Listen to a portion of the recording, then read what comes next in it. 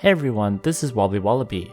Today I'll be giving a sneak peek of the tier 5 weapons that affect Divine Avengers. I'll be trying out the Ocean Dread, Saintly Glaive, Punishing Guillotine, and Stalker's Knife with various Divine Avenger builds. How amazing are these new tier 5 upgrades? Stay tuned to find out.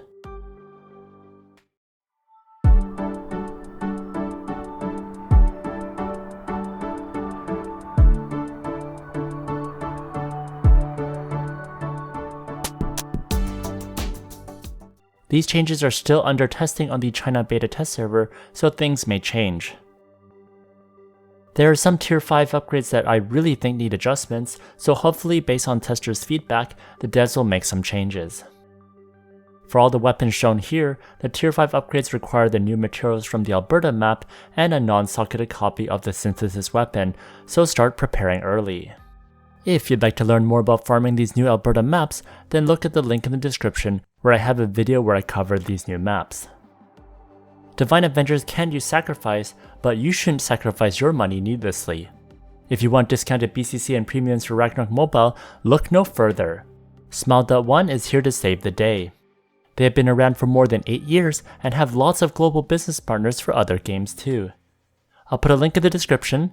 Thanks to Smile.one for sponsoring this video. First is Ocean Dread, which can be used for the Light Cross build. Tier 5 says, Light Cross cooldown reduced by 0.25 seconds, Light Cross damage plus 15%. Also, Twilight can be used in non-divine protection state, and damage to non-dark attribute monsters increased by 15%. Here is a Light Cross skill. Reducing the cooldown is great since you can spam it more often.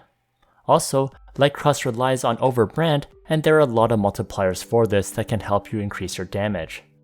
The damage scaling also increases based on your attack and magic attack. I think this build is being pushed by the developers since they also recently released the cards Bloodbath and Bloodbath Star, which can significantly boost the power of overbrand and Light Cross. This is personally my favorite PvE DPS build of Divine Avengers since things can scale up late game. In addition, the effect to let you use Twilight is quite interesting.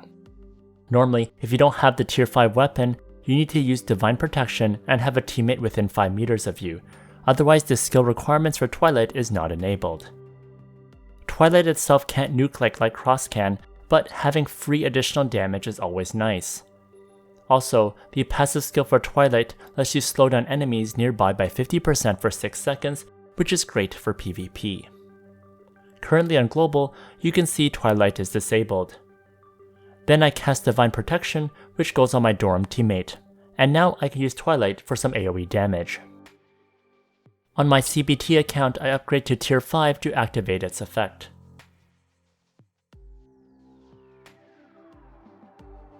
I try out the damage against the Legend Dragon. The first hit of Light Cross hits for 5.64 million. Subsequent hits will be lower due to a passive that makes the first hit of Light Cross hit with 130% damage every 18 seconds. So normally I hit around 2.55 million. Now I'll show the Twilight damage. It hits for about 951,000 damage, so it's some nice extra damage.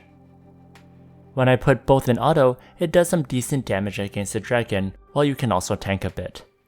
I'd say the Ocean Dread tier 5 is excellent for Divine Avengers looking to do some extra damage in both PvE and PvP.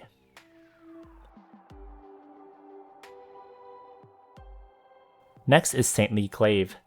This is a more defensive weapon and tier 5 effect. Tier 5 says, when receiving damage, there is a 10% chance to cast Battle Chant level 1 on yourself. If you have learned Battle Chant, you will use the same level of Battle Chant. Also, when using Selfless Shield, your teammates will additionally receive the effect of Endure. Here's the skill Battle Chant, which is great for restoring HP and has nice immunity for Dark and Sleep. Battle Chant won't heal as much as heals from a Saint, but having some extra heal over time is always nice to have. For Selfless Shield, being able to grant Endure for 10 seconds to teammates is absolutely fantastic. The Endure effect is great for anti-flinching and is powerful for PvP and PvE.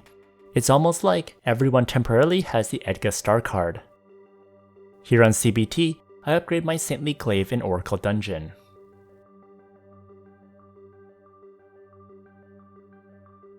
I have auto off.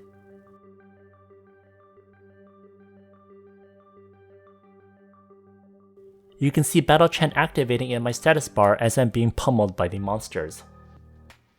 You can see it does heal me a bit. When this effect reactivates, the cooldown is extended. Unfortunately, this effect can't be stacked. These two effects make Saintly Glaive excellent in teams for PvP and PvE, and this is also an excellent defensive buff for Divine Avengers. Next is Punishing Guillotine. This is primarily for doing damage against bosses.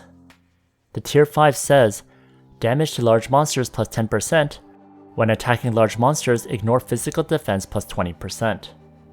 Having more damage to MVPs and ignore defense is great, especially the ignore physical defense since getting morale and chance can always be difficult.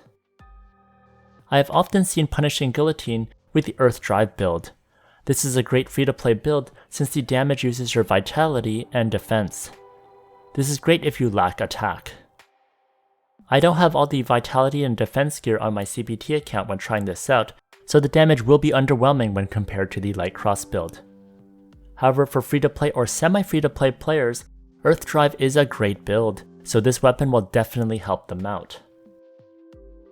This is a good change, and I personally think that a higher damage to large monsters would be better. 10% really isn't game breaking. This weapon isn't for PvP, and the 20% ignore defense isn't good enough either if being used for PvP. Finally is the Stalker's Knife. The tier 5 is super lengthy, but the sad part is it only affects the Phantom Dancer class.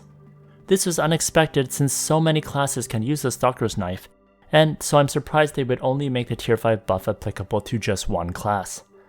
I personally wish there were some generic buffs that could be used by all classes, such as being able to stun when doing auto attack, or even more funny if the other classes could take advantage of the 10% chance to use Strip Accessory or Strip Shield. The Stalker's Knife is one of the options used for the Sacrifice build for Divine Avengers. This is a strong build in PvP, but unfortunately the tier 5 weapon gives no love to this build.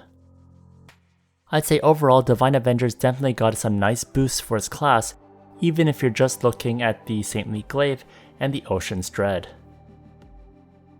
Well, that's all for Divine Avengers. If there are any other builds you'd like to see for the tier 5 weapons, let me know in the comments section. If you enjoyed this video, please like, comment, and subscribe. Here's a video that I'd recommend. Also, if you want more sneak peeks, see this playlist over here.